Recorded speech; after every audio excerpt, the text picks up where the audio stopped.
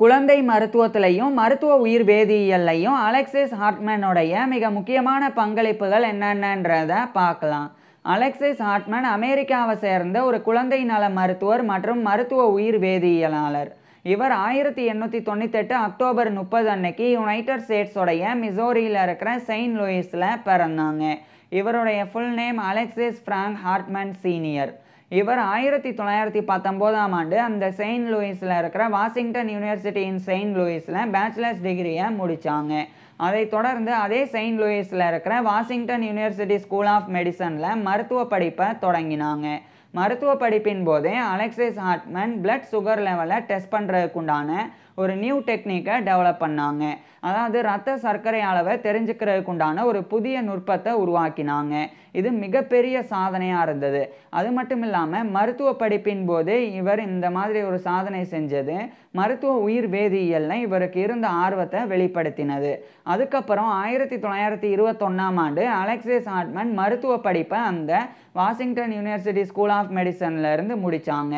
அதுக்கப்புறமா அதே செயின்ட் லூயிஸில் இருக்கிற செயின்ட் லூயிஸ் சில்ட்ரன்ஸ் ஹாஸ்பிட்டலில் இவர் இன்டர்ன்ஷிப்பும் ரெசிடென்சியும் பீடியாட்ரிக்ஸில் பண்ணாங்க. அதாவது குழந்தை மருத்துவத்தில் பயிற்சி பெற்றாங்க. அதுக்கப்புறமா அலெக்சிஸ் ஹார்ட்மேன் ஒரு குழந்தை நல மருத்துவராக தகுதி பெற்றாங்க. அதைத் தொடர்ந்து இவர் குழந்தைகளுக்கு ஏற்படக்கூடிய நோய்கள் பற்றி ஆராய தொடங்கியிருந்தாங்க.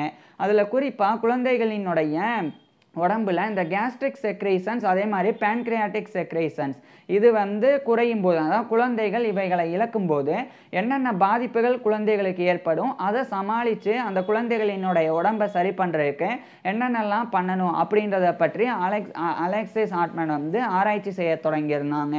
இதை புரிகிற மாதிரி சொல்லணும்னா, இப்போ நம்மளுடைய வயிற்றில் நம்ம சாப்பிட்ட உணவு வயிற்றுக்கு போன உடனே நம்மளுடைய இரைப்பை அங்கேருந்து சில சப்ஸ்டன்ஸ் உருவாகும். அதில் குறிப்பாக ஹைட்ரோகுளோரிக் ஆசிட் அப்படின்ற அமிலமானது உருவாகும்.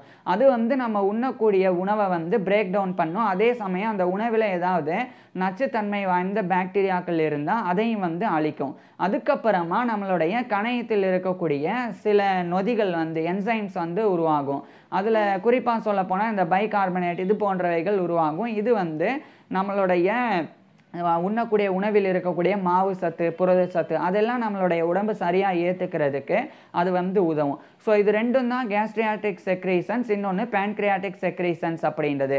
இந்த இழப்பு எப்போ ஏற்படும் அப்படின்னா, குழந்தைகளுக்கோ அல்லது மற்றவர்களுக்கோ வாந்தி பேதி ஏற்பட்டால் அப்போ இது பயங்கரமாக குறையும். உதாரணத்துக்கு வாந்தி எடுத்துக்கிட்டே இருந்தால் அந்த கேஸ்ட்ரிக் செக்ரேஷன்ஸ் ஆனது குறையும். குறிப்பாக இந்த ஹைட்ரோகுளோரிக் ஆசிட் இதெல்லாம் வாந்தி வழியாக வெளியே போயிடும். அதனால் இதனுடைய அளவு நம்ம அந்த யார் வாந்தி எடுக்கிறாங்களோ அவங்களுடைய உடம்புல குறைஞ்சி போயிடும்.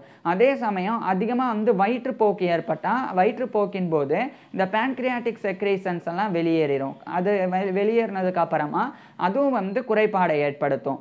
இப்போ இந்த ரெண்டுமே இந்த கேஸ்ட்ரிக் செக்ரேஷன்ஸ் ஆனது பொதுவாக அமிலத்தன்மை கொண்டது, பேன்க்ரியாட்டிக் செக்ரேஷன்ஸ் அப்படின்றது காரத்தன்மை கொண்டது.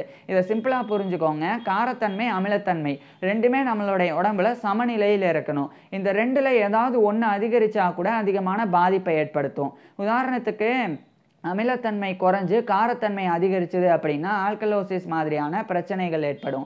அதுவே காரத்தன்மை குறைஞ்சு அமிலத்தன்மை அதிகரிச்சது அப்படின்னா ஆசிடோசிஸ் மாதிரியான பிரச்சனைகள் ஏற்படும். இப்போ ஆசிடோசிஸ் எடுத்துப்போம். ஆசிடோசிஸ் ஏற்பட்டால் என்ன ஆகும்னா, ரத்தத்தில் அமிலத்தன்மை அதிகமாக இருக்கும். அப்போ நம்மளுடைய செல்களுக்கு சரியான அளவில் அதுக்கு தேவையான சத்து கிடைக்காது. அதே சமயம் அது பாதிக்கப்படவும் செய்யும். அதன் மூலமாக நம்மளுடைய இருதயம், நுரையீரல், மூளை போன்ற உறுப்புகள் பாதிக்கப்படும். பின்னர் இந்த அமிலத்தன்மை அதிகமாக இருக்கிறனால மூளை பாதிப்பு ஏற்பட்டு கோமாவில் ஆரம்பித்து உயிரிழப்பு வரைக்கும் எக்கச்சக்கமான பாதிப்புகள் ஏற்படும். அந்த அளவுக்கு பாதிப்பை ஏற்படுத்தக்கூடியது இந்த ஆசிடோசிஸ் அப்படின்றது. அது மாதிரி தான் ஆல்கலோசிஸும் சில பாதிப்புகளை ஏற்படுத்தும். இப்போ இந்த ரெண்டுமே சமநிலையில் இருக்கணும். ரெண்டுமே சமநிலையில் இல்லாமல் ஒன்று அதிகரித்தாலும் ஏதாவது ஒரு பிரச்சனை ஏற்படும் அப்படின்றத சொல்லியிருக்கேன். இப்போ குழந்தைகளுக்கு வாந்தி அதே மாதிரி வயிற்றுப்போக்கு ஏற்படும் போது வயிற்றுப்போக்கில் தான் அதிகமான பேன்க்ரியாட்டிக் செக்ரேஷன்ஸ் ஆனது வெளியேறும். வாந்தியில் கேஸ்ட்ரிக் செக்ரேஷன்ஸ் வெளியேறும். குழந்தைகள் வாமிட் பண்ணுறதை விட அதிகமாக டயரியானால தான் பாதிக்கப்படுவாங்க. அதாவது அதிகமாக மலம் தான் வெளியேறும். அதனால் பேன்க்ரியாட்டிக் செக்ரேஷன்ஸ் தான் அதிகமாக வெளியேறும். அப்போ உடம்பில் இருக்கக்கூடிய காரத்தன்மை அதிகமாக குழந்தைகளினுடைய காரத்தன்மையானது வெளியேறிடும். அப்போ என்ன தான் வாமிட் பண்ணி குழந்தைகள் அமிலத்தன்மையையும் வெளியேற்றினா கூட காரத்தன்மை அதிகமாக வெளியேறனால அந்த குழந்தைகளினுடைய உடம்புல அமிலத்தன்மை அதிகமாக இருக்கும், குறிப்பாக ரத்தத்தில். அப்போ அசிடோசிஸ் அப்படின்ற பிரச்சனை ஏற்படும். அதுக்கப்புறம் குழந்தைகளுக்கு பல பாதிப்புகள் ஏற்படும். இதை தான் அலெக்சிஸ் ஹார்ட்மன் வந்து விளக்கினாங்க. அதுக்கப்புறமா இதிலிருந்து மீண்டு வர்றதுக்கு அமிலத்தன்மையோட காரத்தன்மையை வந்து சேர்க்கணும், அப்போ அசிடோசிஸ்ல இருந்து மீண்டு வந்துடலாம் அப்படின்னு சொல்லி பரிந்துரைகளையும் இவர் கொடுத்தாங்க. இது 1928ஆம் ஆண்டு ஒரு ரிசர்ச் பேப்பராகவே எழுதி வெளியிட்டாங்க. அதுக்கப்புறமா இன்னொன்று இருக்கு, மாஸ்டர்டைட்டிஸ் அப்படின்னு சொல்லி ஒரு வகையான தொற்று பாதிப்பு. இது வந்து ஒரு இன்ஃபெக்ஷன், காதுக்கு பின்னாடி இருக்கக்கூடிய போன், அதுதான் வந்து மாஸ்டாய்ட் போன் அப்படின்னு அழைக்கப்படும். அதில் வந்து கிருமி தொற்று ஏற்படும். அப்போ என்ன நடக்கும், குழந்தைகளினுடைய காது வலிக்க ஆரம்பிக்கும், காதில் பின்னாடி வந்து வீக்கம் ஏற்படும். அதுக்கப்புறம் கொஞ்சம் கொஞ்சமாக குழந்தைகளுக்கு காய்ச்சலை ஏற்படுத்தி வயிற்றுப்போக்கையும் வாந்தியையும் ஏற்படுத்தும். அதன் மூலமாக குழந்தைகளினுடைய உடம்புல டீஹைட்ரேஷன், நீரிழப்பு ஏற்படும். அதன் மூலமாகவே குழந்தைகளுக்கு நீர் சத்து குறைஞ்சி போயிடுறனால இந்த ஒலிகுரியா அப்படின்ற ஒரு பிரச்சனை ஏற்படும். அப்படின்னா குழந்தைகளால் சரியாக வந்து யூரின் போக முடியாது, கம்மியான யூரின் தான் வந்து வெளியேறும். இந்த மாதிரியான பிரச்சனைகள் எல்லாம் வரும். இதை பற்றியும் இவர் வந்து விளக்கினாங்க. ஸோ மாஸ்டர்டைட்டிஸ் அப்படின்றது சாதாரணமான ஒரு கிருமி தொற்று, காது சுற்றி இருக்கக்கூடிய பகுதியை மட்டும் பாதிக்கும் அப்படின்னு எடுத்துக்கக்கூடாது. அது ஏற்பட்டு அது தீவிரமடைஞ்சால் காய்ச்சல், வயிற்று வலி, வயிற்றுப்போக்கு, அதுக்கப்புறம் வாந்தி இதெல்லாம் ஏற்படுத்தி இதன் மூலமாக நீரிழப்பு ஏற்பட்டு அந்த ஒலிகுரியா மாதிரியான பிரச்சனைகள் ஏற்படும் அப்படின்றதையும் இவர் வந்து வலியுறுத்தினாங்க. இதெல்லாத்தையுமே கூட 1928ஆம் ஆண்டு இவர் தெரிவித்தாங்க. இப்படி குழந்தைகளினுடைய உடலில் ஏற்படக்கூடிய கிரிட்டிக்கலான டிசீசஸ் பற்றிலாம் இவர் வந்து பல விளக்கங்களை கொடுத்தாங்க. அதுக்கப்புறம் இவர் மிக முக்கியமான ஒரு விஷயத்த பண்ணாங்க. அந்த காலத்தில் ரிங்கர் சொல்யூஷன் அப்படின்னு சொல்லி ஒன்று இருந்தது. இது என்னன்னா, பொதுவாக உடம்புல நீரிழப்பு ஏற்படும் போது இந்த ரிங்கர் சொல்யூஷன் கொடுப்பாங்க. இதில் வந்து சோடியம், பொட்டாசியம், அதுக்கப்புறம் கால்சியம் இதெல்லாமே வந்து இருக்கும். ஸோ இதெல்லாம் இருக்கிறனால ஓரளவுக்கு உடலில் இருக்கக்கூடிய எலக்ட்ரோலைட்ஸ் ஆனது சமநிலை பெறும். அதாவது ரத்தத்தில் இருக்கக்கூடிய சோடியம், பொட்டாசியத்தினுடைய அளவானது குறையாமல் அது வந்து சமநிலை பெறும். அதன் மூலமாக நீரிழப்பில் இருந்து பாதிக்கப்பட்டவங்களை மீட்டெடுக்கலாம். ஸோ அதுக்கு ரிங்கர் சொல்யூஷன் ஆனது பயன்படுத்தப்பட்டு வந்தது. ஆனால் இதில் ஒரு பிரச்சனை இருந்தது. என்னன்னா, நான் ஏற்கனவே சொன்ன மாதிரி அசிடோசிஸ் அப்படின்ற பிரச்சனை குழந்தைகளுக்கு வரும். அதாவது வயிற்றுப்போக்கு அதிகமாக ஏற்பட்டுச்சு அப்படின்னா அப்போ இந்த பேன்கிரியாட்டிக் செக்ரீஷன்ஸ் ஆனது வெளியேறும், அதாவது காரத்தன்மையெல்லாம் வெளியேறிடும். அப்போ குழந்தைகளினுடைய உடம்புல அமிலத்தன்மை அதிகரிக்கும். அதன் மூலமாக அசிடோசிஸ் ஏற்படும். இப்போ இந்த ரிங்கர் சொல்யூஷன்ஸை கொடுத்தா பொட்டாசியம் மற்றும் சோடியம் அதனுடைய அளவை வந்து சமநிலைப்படுத்தலாம். ஆனால் அமிலத்தன்மையை வந்து சமநிலைப்படுத்த முடியாது. ஏன்னா அதுக்கும் இதுக்கும் சம்மந்தமே இல்லை. அப்போ அதுக்கு என்ன பண்ணுறது அப்படின்னு அலெக்சிஸ் ஹார்ட்மன் வந்து ஆய்வு செஞ்சாங்க. அப்போ இவர் ஏற்கனவே 1928ஆம் ஆண்டு செஞ்ச ஆய்வை எடுத்து இவரே வந்து செயல்படுத்தணும் அப்படின்னு முடிவு செஞ்சாங்க. அப்போ தான் சோடியம் லாக்டேட் அப்படின்ற ஒரு விஷயம் அதை வந்து இந்த ரிங்கர் சொல்யூஷனில் கலந்தாங்க. இந்த சோடியம் லாக்டேட் ஆனது இதை ரிங்கர் சொல்யூஷனில் கலந்த பிறகு அது வந்து ரிங்கர்ஸ் லாக்டேட் சொல்யூஷன் அப்படின்னு அழைக்கப்படும். இது லாக்டேட்டட் ரிங்கர் சொல்யூஷன் அப்படின்னும் அழைக்கப்படும். அதுக்கப்புறம் சோடியம் லாக்டேட் சொல்யூஷன் அப்படின்னும் அழைக்கப்படும். அது மட்டும் இல்லாமல் இது வந்து அலெக்சிஸ் ஹார்ட்மனால் உருவாக்கப்பட்டனால ஹார்ட்மன்ஸ் சொல்யூஷன் அப்படின்னு இது வந்து அழைக்கப்படும். ஸோ இந்த மாதிரி ஒன்று உருவாக்கினாங்க. இப்போ இது என்ன நடக்கும், இப்போ ரிங்கர் சொல்யூஷனில் சோடியம், பொட்டாசியம், கால்சியம்லாம் இருக்கும். இப்போ இவர் வந்து சோடியம் லாக்டேட்டை கூடுதலாக சேர்த்தாங்க. இதை சேர்த்ததுக்கப்புறமா இதை வந்து இன்ட்ராவீனஸ் இன்ஃபியூஷன் வழியாக, அதாவது நரம்பு வழியாக ஊசி மூலமாக குழந்தைகளுக்கு ஏற்றுவாங்க. இப்போ என்ன நடக்கும்னா, இந்த சோடியம் லாக்டேட் இது வந்து ரத்தத்துக்குள்ளே கலந்த பிறகு அது வந்து பிரேக் டவுன் ஆகி பைகார்பனேட்டாக மாறும், அதாவது காரத்தன்மை கொண்டதாக மாறும். இப்படி ஆல்கலைன்ஸாக காரத்தன்மை வாய்ந்ததாக மாறின பிறகு ரத்தத்தில் காரத்தன்மை வந்து அதிகரிக்க ஆரம்பிக்கும். இப்போ ரத்தத்தில் அமிலத்தன்மை அதிகமாக இருக்கிறனால தான் அசிடோசிஸ் ஏற்படுது. இப்போ காரத்தன்மை வந்து அதிகரிக்கும் போது ரெண்டுமே சமநிலை பெறும். அப்போ இந்த அசிடோசிஸ் அப்படின்ற பாதிப்பிலிருந்து குழந்தைகளை காப்பாற்றிடலாம். இதுக்காக தான் இந்த சோடியம் லாக்டேட்டை ரிங்கர் சொல்யூஷன் கூட கலந்து அதை ரிங்கர்ஸ் லாக்டேட் சொல்யூஷனாக இவர் கொடுத்தாங்க. அதுக்கு தான் ஹார்ட்மன்ஸ் சொல்யூஷன் அப்படின்னு இவருடைய பெயர் பெற்றது. அதுக்கப்புறம் இது பற்றி 1932ஆம் ஆண்டு ஒரு ஒர்க்கை எழுதினாங்க.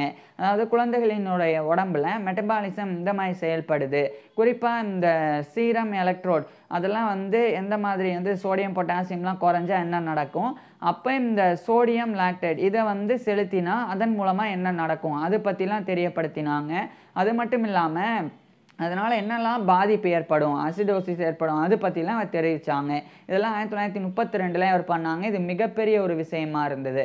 அதுக்கப்புறம் 1936ஆம் ஆண்டு இவர் படித்த வாஷிங்டன் யூனிவர்சிட்டி ஸ்கூல் ஆஃப் மெடிசன்லேயே இவர் வந்து ப்ரொஃபஸர் ஆஃப் பீடியாட்ரிக்ஸாக குழந்தை மருத்துவ பேராசிரியராக நியமிக்கப்பட்டாங்க. மேலும் அந்த யூனிவர்சிட்டியோடைய டிபார்ட்மெண்ட் ஆஃப் பீடியாட்ரிக்ஸோடைய ஹெட்டாகவும் இவர் நியமிக்கப்பட்டாங்க. அதே சமயம் இவர் பயிற்சி பெற்ற செயின்ட் லூயிஸ் சில்ட்ரன்ஸ் ஹாஸ்பிட்டல், அங்கே இவர் ஒரு ஃபிசிஷியன் இன் சீஃபாக, அதாவது ஒரு சீஃப் பீடியாட்ரிஷியனாக நியமிக்கப்பட்டாங்க. அப்போ இவர் இன்னொரு பெரிய விஷயம் பண்ணாங்க. 2 பேர் இருக்கிறாங்க, கணவன் மனைவி. ஒருத்தர் வந்து கார்ல் ஃபெர்டினாண்ட் கோரி அப்படின்னு, அவருடைய மனைவி வந்து இன்னொருத்தவங்க ஜெர்டி தெரீசா கோரி அப்படின்னு.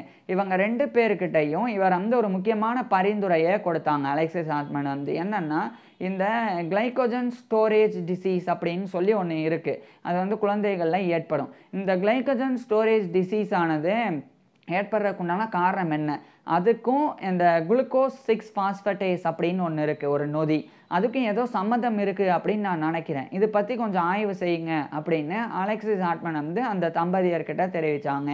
அப்போ அவங்க ஆராய்ச்சி பண்ணி ஒரு முக்கியமான விஷயத்தை கண்டறிஞ்சாங்க.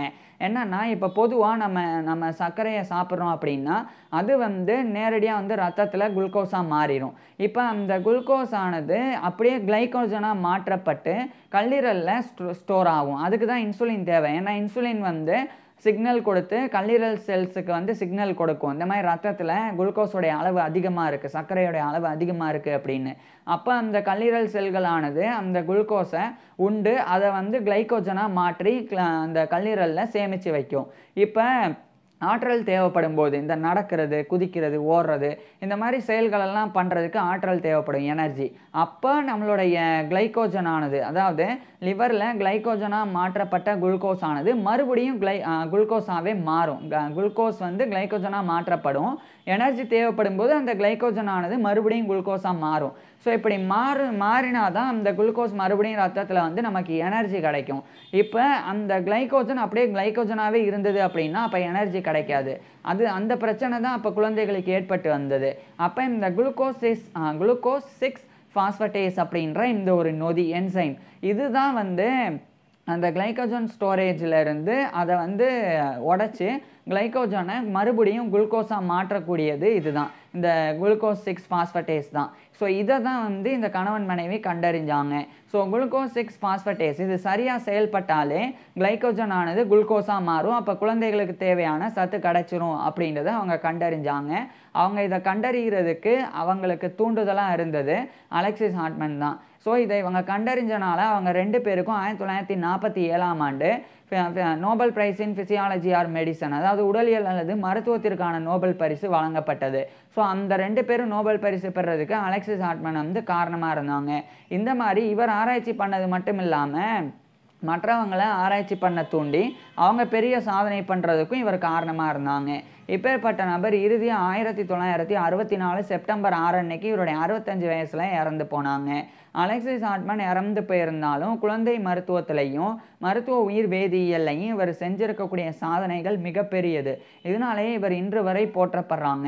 இப்பேற்பட்ட அலெக்சிஸ் ஹார்ட்மன் பற்றி நீங்கள் என்ன நினைக்கிறீங்க, அதை கீழே கமெண்ட்ஸில் சொல்லுங்கள். இவருடைய ஃபுல் லைஃப் ஹிஸ்ட்ரியை நான் ஏற்கனவே பேசியிருக்கேன். அதை பார்க்குறதுக்கு கீழே டிஸ்கிரிப்ஷனில் லிங்க் கொடுத்துருக்குறேன், கட்டாயமாக பாருங்கள்.